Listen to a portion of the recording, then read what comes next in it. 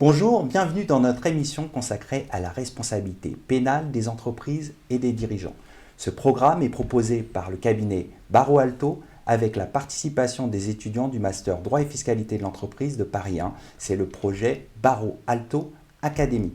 Aujourd'hui, nous nous intéressons au nouveau droit du lanceur d'alerte. Pour évoquer ce sujet, j'ai le plaisir de recevoir Gilles Gaspard, étudiant au sein du Master Droit et Fiscalité de l'entreprise de Paris 1.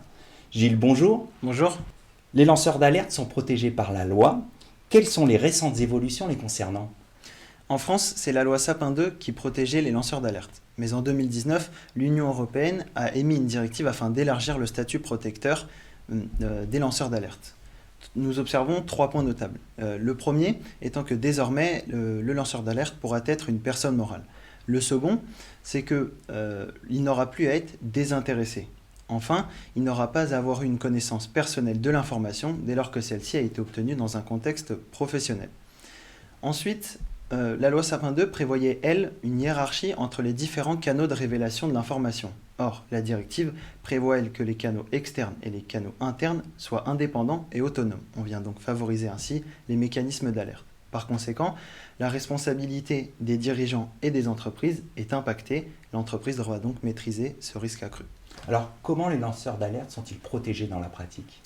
Certaines jurisprudences démontrent que le juge protège effectivement les lanceurs d'alerte. Récemment, en 2019, la Chambre criminelle de la Cour de cassation a estimé qu'un salarié n'avait pas outrepassé les limites admissibles de la liberté d'expression par ses propos. Mais bien qu'attachée à la protection du lanceur d'alerte, elle s'attache tout de même à défendre les sociétés en cas d'alerte malveillante ou de fausses informations. Alors, comment le juge peut-il éviter que ces sanctions venant de l'intérieur soient trop menaçantes pour l'entreprise ?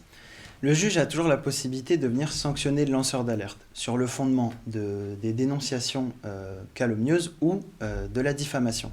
C'est ce qu'a fait d'ailleurs la Cour administrative d'appel de Douai le 13 juin 2019 lorsqu'elle a sanctionné un salarié qui avait envoyé des propos injurieux sans justifier ses propos. Merci Gilles. Et on va maintenant accueillir Caroline Joly, associée au sein du cabinet Barreau Alto. Caroline Joly, bonjour. Bonjour Arnaud. Finalement, la sanction ne se retourne-t-elle pas contre les lanceurs d'alerte ? Alors les lanceurs d'alerte, c'est vrai que c'est vraiment une nouvelle composante et sont à l'initiative, ils sont à l'origine de poursuites pour l'entreprise. Et pour le dire peut-être un peu brutalement, c'est souvent un fusil à un coup. C'est-à-dire qu'une fois que l'alerte est partie, on voit dans l'actualité beaucoup de cas de lanceurs d'alerte qui se retrouvent effectivement dans des situations difficiles. Et à l'inverse, si on prend le contrepoint pour les entreprises et pour les dirigeants, une fois que le coup est parti, pour reprendre la même métaphore, là aussi c'est difficile. Le mal est fait et finalement le temps judiciaire ensuite sera beaucoup plus long pour que la réalité judiciaire émerge du débat et que le résultat d'investigation, par exemple, soit mis au jour. Merci Caroline. Merci à toutes et à tous de votre fidélité et à bientôt sur le monde du droit.